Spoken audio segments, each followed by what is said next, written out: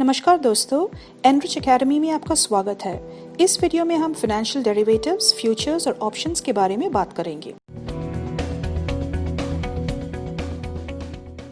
तो डेरिवेटिव्स होता क्या है? डेरिवेटिव्स फाइनेंशियल इंस्ट्रूमेंट्स होते हैं जिसकी मूल्य एक अंडरलाइंग एसेट से प्राप्त होती है, मतलब उसकी वैल्यू किसी और संपत्ति से प्राप्त होती है।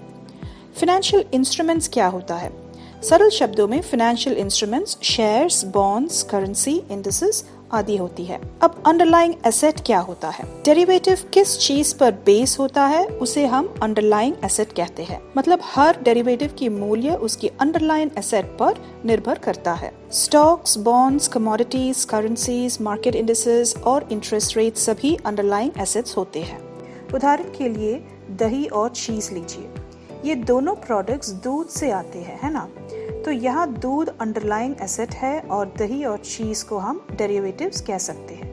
अब जब दूध की प्राइस बढ़ेगी, इन चीजों की प्राइस भी बढ़ेगी। इसी तरह पेट्रोल और डीजल भी क्रूड ऑयल से बनता है, तो क्रूड ऑयल है अंडरलाइंग एसेट और पेट्रोल और डीजल डेरिवेटिव्स कहेंगे। जब क्रूड ऑयल की प्राइस में बदलाव आता है, पेट्रोल और डीजल प्राइस में भी बदलाव देख सकते हैं। अब अगर अंडरलाइंग एसेट एक कमोडिटी है जैसे कि कॉटन, व्हीट, सिल्वर, गोल्ड या क्रूड ऑयल, इन्हें हम कमोडिटी डेरिवेटिव कहते हैं। और जब अंडरलाइंग एसेट एक डेट इंस्ट्रूमेंट, शेयर्स, इंडेक्स या करेंसी होते हैं, इन्हें हम फाइनेंशियल डेरिवेटिव कहते हैं।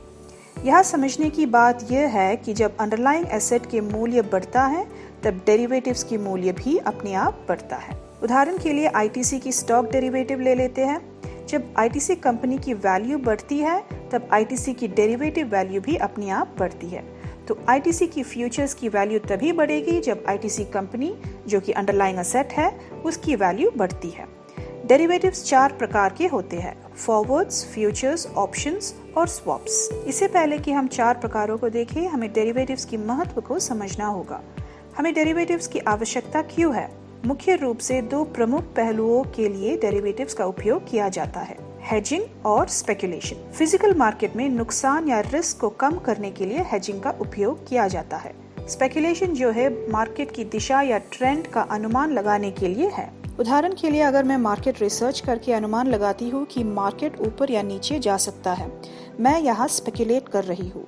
तो अगर मुझे लगता है कि मार्केट की भाव आगे बढ़ सकता है तो मैं लाभ लेने के बारे में सोचूंगी, और अगर मुझे लगता है कि मार्केट की भाव गिर सकता है, मैं एक शॉर्ट सेल के बारे में सोचूंगी। मतलब मैं पहले सेल करके बाद में बाय कर सकती हूँ। अब जब किसी स्टॉक के प्राइस 5500 रुपए हो तो मान ले कि आप इस भाव पर स्टॉक बेचते हैं क्योंकि आपने अनुमान लगाया है या सोचा है कि मार्केट प्राइस जल्द ही गिर सकता है या नीचे जा सकता है। तो आपने आईटीसी का डेरिवेटिव 5500 पर बेच दिया।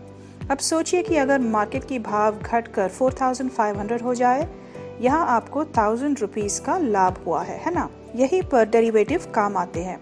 स्टॉक की कीमत अधिक होने पर आप अपने शेयर्स को बेच सकते हैं और बाद में जब स्टॉक की कीमत कम हो जाती है तब आप खरीद सकते हैं। अब हेजिंग क्या होता है? हेजिंग नुकसान या रिस्क को कम करने की उपकरण होती है और स्पेकुलेशन प्रॉफिट बनाने में काम करता है। उदाहरण के लिए आपने 50 लाख के शेयर्स खरीदे हैं। अगर मार्केट नीचे बढ़ता रहता है या शेयर्स की भाव कम होती रहती है तो 50 लाख शेयरों की मूल्य में 10 लाख तक की गिरावट हो सकती है। तो इस नुकसान को कम करने के लिए आप हेजिंग का उपयोग कर सकते हैं। आप अपने पोजीशन को हेज करने के लिए एक डेरिवेटिव कॉन्ट्रैक्ट में प्रवेश करते हैं। अब चलिए फ्यूचर्स देख लेते हैं। फ्यूचर्स एक फाइनेंशियल कॉन्ट्रैक्ट है जो बायर्स और सेलर्स के बीच होता है।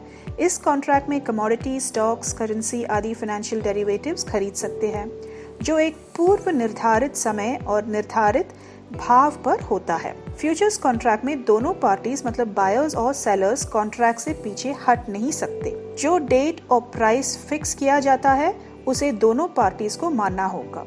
उदाहरण के लिए अगर आप एक स्क्रिप्ट टाइप करते हैं किसी ट्रेडिंग प्लेटफॉर्म पर, आपको 3 फिक्स्ड महीने दिखाई देंगे। जैसे कि मैंने यहाँ निफ्टी टाइप किया है, तो यहाँ देखिए निफ्टी जून, निफ्टी जुलाई और निफ्टी अगस्त दिख रहा है। तो फ्यूचर्स कॉन्ट्रैक्ट में आपको 3 फिक्स महीने की ट्रेडिंग साइकिल होता है: नियर मंथ, नेक्स्ट मंथ और फार मंथ। मतलब यहाँ निफ्टी जून जो है, अगर ये चालू महीना है तो इसे हम नियर मंथ कहेंगे। निफ्टी जुलाई को हम नेक्स्ट मंथ कहेंगे और निफ्टी अगस्त को फार मंथ कहेंगे। फ्यूचर्स की एक्सपायरी भी होती है जो हर महीने की आखिरी थर्सडे होती है, और अगर थर्सडे नेशनल हॉलिडे होता है तब एक्सपायरी डेट आखिरी वेडनेसडे होगा। अब याद रखें कि शेयर्स या स्टॉक्स की एक्सपायरी नहीं होती है, लेकिन फ्यूचर्स और ऑप्शंस की एक्सपायरी होती है जो हर महीने की आखिरी थर्सडे को होती है। अब चलिए एक्सपायरी प्राइस को समझने के लिए मार्केट डेप्थ पर एक नज़र डालते हैं। यहाँ आप ITC की मार्केट डेप्थ और निफ्टी की जुलाई फ्यूचर्स देख सकते हो। आपको यहाँ बिड प्राइस दिखेगा। अब आपको समझना है कि फ्यूचर्स शेयर्स की तरह एक शेयर या दो शेयर्स में खरीदा नहीं जाता। फ्यूचर्स हमेशा लॉट्स में खरीदे जाते हैं और हर लॉट में मिनिमम क्वांटिटी होती है और अलग अलग साइज में होता है। आपको यहाँ साइड में अपनी ट्रेडिंग प्लेटफॉर्म में मिनिमम क्वांटिटी भी दिखेगा। तो अगर आप इस बिड प्राइस पर खरीदते हो तो आपको इतने क्वांटिटी खरीदने होंगे, और यदि कीमत भविष्य में बढ़ता है तो आप पूर्व निर्धारित भाव पर स्टॉक प्राप्त करने में सक्षम होंगे जिस पर आप बोली लगाते हैं, और सेलर्स उसको सम्मानित करने के लिए बाध्य होते हैं, क्योंकि फ्यूचर्स डेरिवेटिव बायर्स और सेलर्स दोनों के लिए एक दायित्व है। तो अगर आपने इस महीने 300 की बोली लगाए थे और मान लीजिए कि अगले महीने ये कीमत 400 हो गए तो आपको 100 का लाभ मिलेगा। अब यहाँ आपको लॉट साइज को फ्यूचर प्राइस से मल्टीप्लाई करना होगा। तो अगर एक कंपनी के फ्यूचर्स का एक लॉट साइज 1000 है तो हम 100 into 1000 करेंगे, तो आपका प्रॉफिट है 1 लाख। अब हम फॉरवर्ड्स और फ्यूचर्स कॉन्ट्रैक्ट के बारे में समझेंगे। दोनों काफ़ी समान हैं। उदाहरण के लिए एक गेहूं के किसान को लेते हैं जो अपना गेहूं 50 रुपये प्रति किलो बेचना चाहता है, जो कि इस महीने का भाव है, लेकिन वे अगले महीने ही अपना गेहूं काट सकता है। अब इसकी क्या गारंटी है कि वह अगले महीने 50 रुपए में गेहूं बेच सकता है? इसीलिए किसान एक खरीदार खोजने की कोशिश करता है जो अगले महीने 50 रुपए पर किलो में गेहूं खरीदने के लिए सहमत होता है। यहाँ खरीदार और किसान दोनों एक फॉरवर्ड कॉन्ट्रैक्ट में प्रवेश करते हैं कि भाव में उतार चढ़ाव होने पर भी अगले महीने 50 रुपए के निश्चित भाव पर खरीदने और भेजने के लिए तैयार है। तो यदि भाव 55 रुपीज ऊपर हो जाता है या 45 रुपीज नीचे हो जाता है, दोनों पार्टी को फॉरवर्ड कॉन्ट्रैक्ट के मुताबिक 50 रुपए पर किलो में बाइंग और सेलिंग करनी पड़ेगी। मगर इस कॉन्ट्रैक्ट में सिर्फ 2 लोग हैं, फार्मर और बायर। कोई मीडिएटर या मध्यस्थ नहीं है। कॉन्ट्रैक्ट की भाव, डेट और साइज सब कुछ इन दोनों पार्टीज तय करते हैं। तो इसे हम कस्टमाइज कॉन्ट्रैक्ट कहते हैं। और फॉरवर्ड कॉन्ट्रैक्ट एक OTC डेरिवेटिव है, मतलब ओवर द काउंटर डेरिवेटिव है जो सीधे 2 पार्टियों के द्वारा कारोबार किया जाता है। और यदि आपको गेहूं एक एक्सचेंज से खरीदना चाहते हैं, इसे हम फ्यूचर्स कॉन्ट्रैक्ट कहते हैं। यहाँ पे एक्सचेंज ही मीडिएटर होता है और फ्यूचर कॉन्ट्रैक्ट में रिस्क कम होता है क्योंकि एक्सचेंज इसका ख्याल रखता है और फ्यूचर कॉन्ट्रैक्ट सभी द्वारा रेगुलेट किया जाता है। फ्यूचर्स में भाव, डेट और साइज सब कुछ एक्सचेंज तय करती है।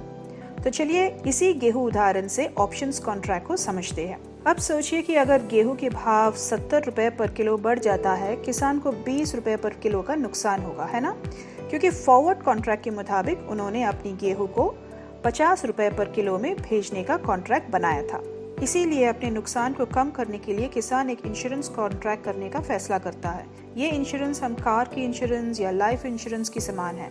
आपको एक प्रीमियम भरना पड़ता है ना? और जब कुछ अचानक एक दुर्घटना होती है तब इंश्योरेंस कंपनी आपकी नुकसान का ध्यान रखता है।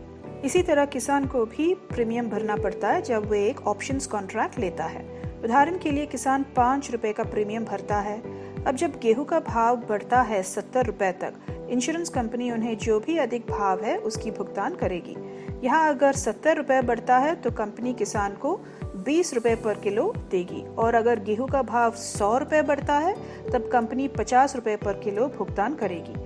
मगर यदि गेहूं का भाव नीचे गिरता है 45 रुपए तक, तब इंश्योरेंस कंपनी भुगतान नहीं करेगी। यहाँ किसान का नुकसान सिर्फ 5 रुपए का प्रीमियम होगा। तो यहाँ हम देख सकते हैं कि ऑप्शंस कॉन्ट्रैक्ट द्वारा किसान अपना नुकसान या रिस्क को इंश्योरेंस कंपनी के ऊपर ट्रांसफर कर रहा है। तो आशा करती हूँ कि आपको डेरिवेटिव्स, फ्यूचर्स और ऑप्शंस के बारे में थोड़ा बहुत समझ में आया होगा।